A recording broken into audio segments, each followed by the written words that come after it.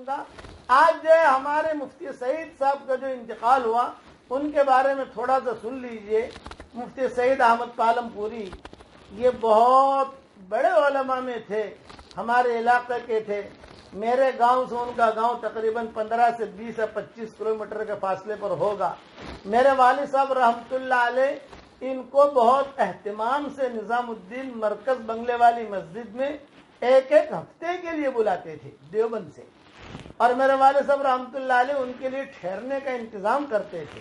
مفتی سعید صاحب جن کا ان کا انتقال ہوا ہے, اور بہت ہی, اور میرے والد صاحب رحمۃ اللہ علیہ اہتمام سے یہ کہتے تھے کہ مفتی صاحب میں نے آپ کو دیوبند سے بلایا ہے, اس لیے بلایا ہے کہ میرے بیان میں آپ بیٹھو اور میرا بیان سنو اور تنقیدی ذہن سے بیٹھو, یعنی مرید بن کر نہیں, بلکہ یہ کہ علمی میں جو بات کہتا ہوں وہ صحیح ہے کہ نہیں, قرآن حدیث سے کوئی بات ٹکراتی تو نہیں.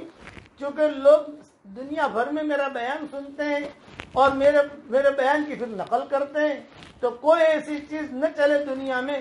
تو باقاعدہ اپنا نگران بنایا تھا میرے والد صاحب رحمۃ اللہ علیہ نے, یہ مفتی سعید پالم پوری رحمۃ اللہ علیہ کو. دونوں کو دونوں کمرے میں ہوتے تو دونوں چونکہ پالم پوری تھے, میں تو اپنے بچے میں شمار ہوتا تھا, خدمت کرتا ابا کی, چائے لانا ہے, تھیلی اٹھانی ہے, یہ کرنا ہے, وہ کرنا ہے, جو بھی نوجوان اب لڑکوں کی عادت ہوتی ہے. لیکن دونوں بزرگوں کو میں دیکھتا کہ ایک دوسرے سے جو ہے یہ گجراتی زبان جو چلیا لوگوں کی ہوتی ہے, چچ بولتے ہیں نا, چم سے چو جاتا شو گادھو, اس طریقے سے دونوں باتیں کرتے تھے. اور میں سوچنے پر مجبور ہوتا تھا کہ ایک بہت بڑا عالم دیوبند کا, اور یہ بھی بہت بڑے, یعنی والد صاحب رحمۃ اللہ علیہ لسان الدعوہ, اور دونوں یہاں آ کر بھائی بن جاتے ہیں, اور بھائی بن کر ایک دوسرے سے مذاق, ایک دوسرے کا جو ہے بہت اکرام احترام. پھر دونوں کو دونوں حضرت جی کے پاس جب جاتے تو حضرت جی کے پاس جا کر مفتی سعید پالم پوری رحمۃ اللہ علیہ ایک دم خاموش ادب کے ساتھ, ابا تو خیر ادب کرتے ہی تھے, ابا کا تو ایک معاملہ اور تھا حضرت جی کے ساتھ, لیکن یہ مفتی سعید پالم پوری میں دیکھتا عصر کے بعد حضرت جی کے پاس جاتے, وہاں نیچے پارک ہوتا تھا وہاں نظام الدین میں, تو حضرت جی رحمۃ اللہ علیہ تھوڑا ٹہلتے تھے, تو وہاں ٹہلنے کے بعد پھر حضرت جی جو ہے اپنا چارپائی پر بیٹھتے تھے, تو سامنے مفتی سعید صاحب بھی بیٹھ جاتے اور یہ ہمارے والد صاحب بھی بیٹھ جاتے. کبھی کبھار حضرت جی پوچھتے, مفتی جی کے جملہ پوچھتے, مفتی جی یہ کہتے مفتی سعید کو, مفتی جی اس مسئلے میں کیا کہو, یہ جملہ کہتے حضرت جی, مجھے برابر یاد ہے, مفتی جی اس مسئلے میں کیا کہو, یہ حضرت جی پوچھتے. تو مفتی سعید صاحب رحمۃ اللہ علیہ فرماتے کہ حضرت اس میں دیوبند والوں کا فتویٰ الگ ہے, ندوے والوں کا فتویٰ الگ ہے, یہ مفتی سعید صاحب کہتے. تو پھر حضرت جی رحمۃ اللہ علیہ کہتے, چونکہ حضرت جی رحمۃ اللہ علیہ پان بھی کھاتے تھے, اچھا بتاؤ دونوں کے فتوے بتاؤ. تو مفتی سعید صاحب رحمۃ اللہ علیہ جو ہے وہ جملہ کہتے, دیوبند والوں کا یہ فتویٰ ہے, ندوہ والوں کا یہ فتویٰ ہے. تو حضرت جی رحمۃ اللہ علیہ فرماتے کہ دونوں ٹھیک ہے, یہ کہتے ہیں کہ دونوں ٹھیک ہے, وہ بھی اپنی جگہ ٹھیک ہے, یہ بھی اپنی جگہ ٹھیک ہے. پھر کہتے کہ ندوہ والے جو ہے یہ فتوے پر زیادہ چلتے ہیں اور دیوبند والے تقوی پر زیادہ چلتے ہیں, یہ حضرت جی کہتے ہیں. یعنی یہ ان کے بڑے آدمی تو جو دنیا سے چلے گئے. تو میں اچھا ابھی چونکہ بمبئی میں ہی تھے مفتی سعید پالم پوری رحمۃ اللہ علیہ, 15ویں شعبان کی جو میری دعا ہوئی, دعا ہونے کے بعد پونے گھنٹے کی غالباً دعا تھی, مجھے پتہ نہیں ہے, تو ان کا فون آیا اور انہوں نے کہا بھائی ولی یونس آپ کی پوری دعا میں نے سنی. یا خود ان کا فون آیا اور کہا پوری دعا میں نے آمین کہی, بس اپنی دعا میں ایک جملہ اور بڑھا دو. میں نے کہا کیا بڑھاؤں؟ بولے یہ تو جملہ بڑھاؤ, اللہم انا نعوذ بک من کورونا. اس وقت کورونا وائرس شروع ہوا تھا. کہا اللہم انا نعوذ بک من کورونا, کورونا سے اللہ ہماری حفاظت کر. یہ ان کی میری بات ہوئی. پھر میں نے یہ ایک حدیث بیان کی تھی کہ آخری زمانے میں, یعنی میں ان کی باتیں بتا رہا ہوں مفتی سعید پالم پوری رحمۃ اللہ علیہ کی. آج ان کا انتقال ہو گیا. کسی بڑے عالم کا دنیا سے چلے جانا یہ سمجھ لو کہ بہت بڑی خیر آسمانوں پر چلی گئی. امام قرطبی رحمۃ اللہ علیہ فرماتے تھے کہ میں جب مر جاؤں گا تب قرطبہ والوں کو معلوم ہوگا کہ میں کون تھا. چنانچہ قرطبی کا جب انتقال ہوا اس کے بعد اسپین میں نامناسب حالات آنے شروع ہو گئے. اتنا اونچا آدمی ہم سے آج جو ہے رخصت ہو گیا.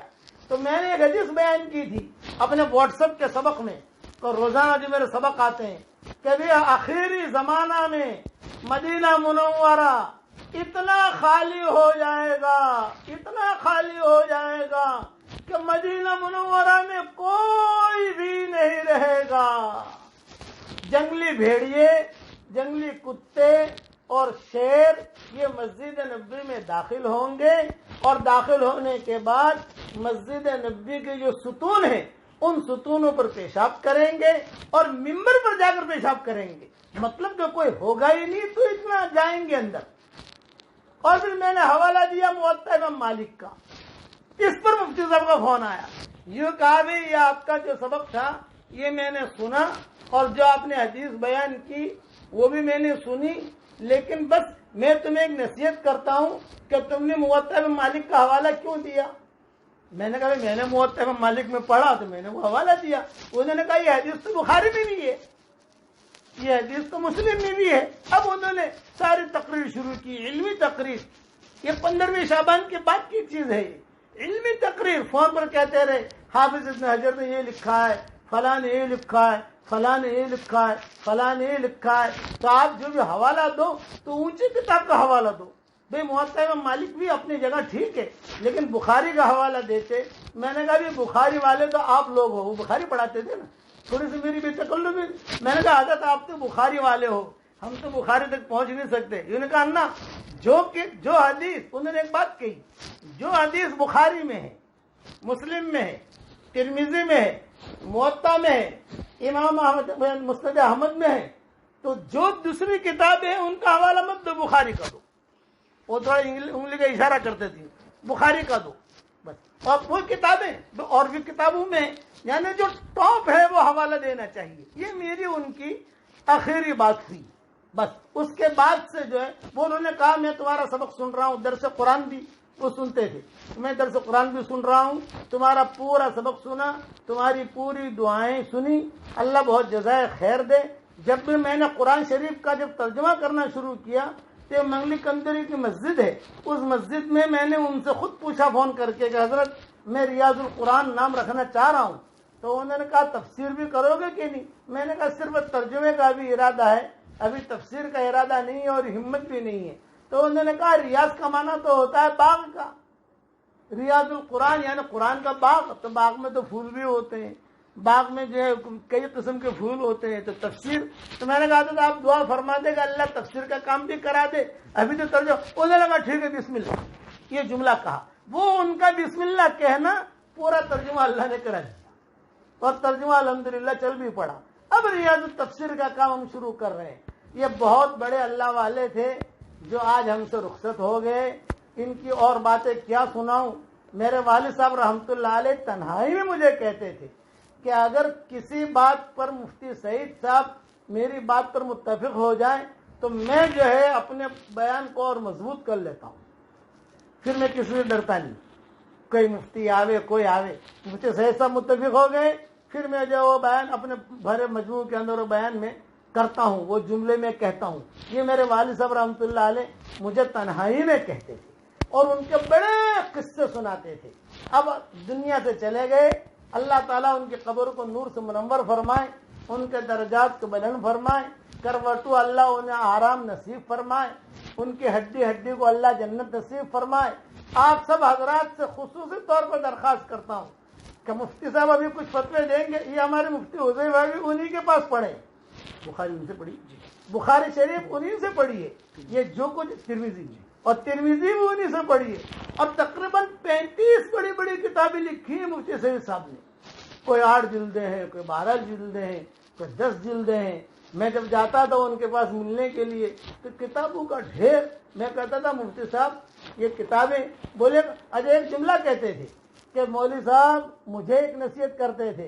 مولوی صاحب میرے والد صاحب کا جب انتقال ہو گیا تو مجھ پر بہت حالات آئے، تو مفتی سعید صاحب نے مجھے کہا کہ ایک نیت کر لو دین کا کام کرنا ہے، جو بھی شکل کا ہو دین کا کام کرو، یہ اپنی نیت بناؤ، چاہے تبلیغ کا ہو، چاہے تصنیف تعلیم کا ہو، چاہے مدرسہ پڑھانے کا ہو، چاہے کوئی بھی دین کا کام کرنا ہے۔ یہ انہوں نے مجھے نصیحت کی تھی۔